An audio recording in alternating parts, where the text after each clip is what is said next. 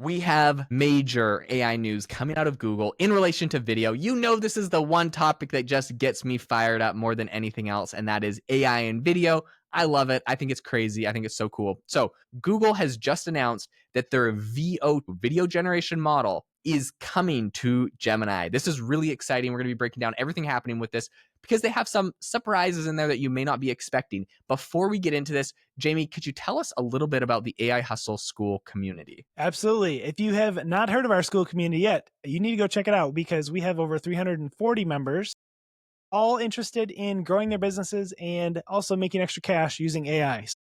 In this group, we release weekly bonus content where we cover exact strategies of how we're making money in the real world with AI. We share numbers, all the different tools we use. Jaeden has some awesome content about a music streaming side hustle he's done over the years and makes pretty significant passive income from. I talk about an Amazon program I made 25 grand with last year and how I'm currently trying to scale it with AI, and just a lot of stuff that we're really excited about sharing, but don't necessarily want to share all the nitty gritty details here on the podcast. It's $19 a month. If you go sign up today, you can lock that price in because it will go up eventually over time. So definitely check it out. But yeah, let's talk about Gemini's new AI video models. It looks pretty cool. So let me, I'm going to show you their actual product page here, their announcement page. It has some really cool demos. That's kind of why I wanted to show you, but it looks very similar to me to some of the other ones like, Runway and Sora that we've seen. I even think potentially maybe even a little bit better. So it's already has been released as of today. Big, bold statement there, Jamie. It's better than Runway and Sora. Well, Google's coming out swinging. It looks impressive. I mean, so we've talked about this before, but it's nice. I like Google products a lot because they are, work well within the Google ecosystem. Yeah. But true. This I like for several reasons. I'm going to break it down and then turn it over to you. But first, it looks really impressive. So if you look at some of these shots, it's very similar to some of the other video generation tools we've seen with, pretty impressive video clips just right out of the gate with, pretty simple prompts. But if you scroll down, it kind of breaks down into like what you actually are getting here. It has 16:9 landscape format. You can generate 720p videos up to 8 seconds long. So that actually, I'm trying to think of what video tool we talked about last week, but that's a couple seconds longer than typical than I've seen so far. Plus the 720p resolution is also really good. You can use this on your phone, which is awesome, using the Gemini app. So currently you have to have Gemini Advanced, they're calling it, which is like their paid tier to access it, but maybe someday they'll release it. I'm excited because I really like their audio AI stuff, Notebook LM specifically. So I think this one could be a really cool tool moving forward. But Jaeden, what have you heard about this? What do you think? Yeah, so I mean, I think this is really cool. I will say the one thing that I am bummed about, so they have this as if you have you get this or whatever if you have their premium tier. But I have something called Google Workspace. A lot of people have Google Workspace. And if you have Google Workspace or Google's education account, it doesn't come included with this new video thing. So you actually have to get their premium subscription separate, which I'm like, come on. What's interesting, like this space is heating up fast. Runway, the other main competitor you mentioned, Jamie, they just raised $300 million in new capital.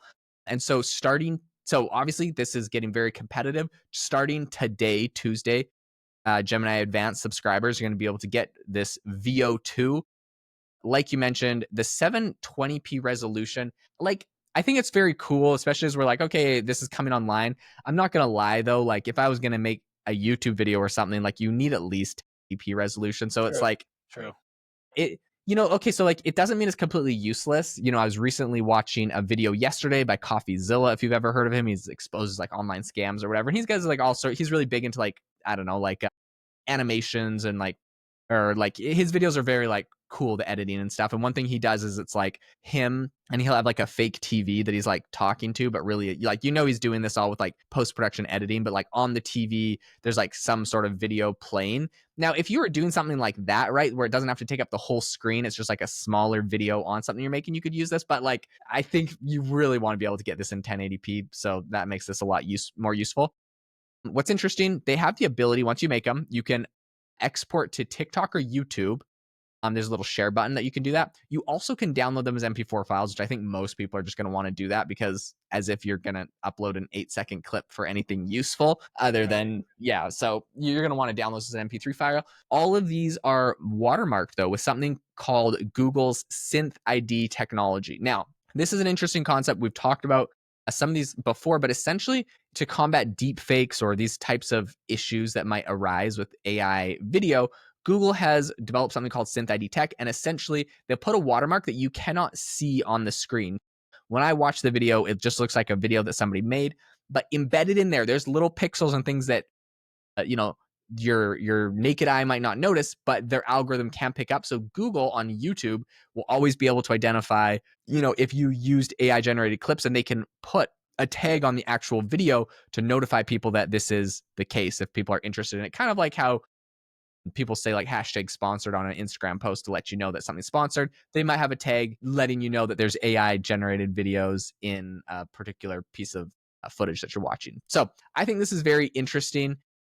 And I think we'll probably see the same technology coming out of a lot of people in the future. Yeah, I think that's great. I think I feel like in some ways a lot of companies have been throttling the video. They're a little bit afraid to go full speed on it because of Mm-hmm. the issue of is this real, is this fake, and getting into litigation and stuff like that. So I feel like that's a play on their part to have that technology baked in. So what was the I'm trying to remember, last week we talked about a new video generation model that was released that it could combine 6-second clips up into like a 2-minute clip. Do you Oh, remember what that was? I cannot remember. I will think about it and get back to you in a second. But in the Yes. meantime, what I did want to say is Google's doing something cool. So they're integrating their VO2 with something called Whisk. This is essentially, they call it an experimental feature, which the only thing I don't like about calling something an experimental feature is sometimes they like remove it and they're like, oh, that was an experiment. For example, last week or this week when OpenAI said, hey, we got the new GPT 4.1 coming out, they said GPT 4.5 was just an experiment and we're rolling that back and it's going to be gone in 6 months. I think it was more compute intensive than they're planning for and it actually cost money. So they built a more optimized version, but they're like quickly like trying to kill the old one as fast as they could. So I just hate when AI companies attach an experimental tag to things because you know that it could, I don't know, get nuked. But the thing that I think is cool here, Whisk essentially allows them to use images as a prompt to create a video. So you give it an image and you're like, hey, take this image and like animate it, make it move. We've seen similar things from other companies. I think Jamie had a side hustle where you're making like kids YouTube videos using that same type of strategy. It's cool to see Google coming out with it. It's obviously not the first person. They didn't invent this, but I'm excited that they have that feature. Yeah, that's really cool. I mean, there's tons of competition now, I feel like, with the AI video creation. So um I'm excited to try it out because yeah, I think it was Amazon Nova Reel. Oh, Remember it that? was Amazon. Yes, you're Amazon right. had that. It was but that's only available to their developers, but you could make a 2-minute video with 6-second shots, and that was supposed to keep the grading and themes similar throughout, which I think is a cool concept. I would love for Google or someone like that to come up with that ability, because I think that could really turn AI video into something a little bit more useful that maybe you could post on social media. 100%.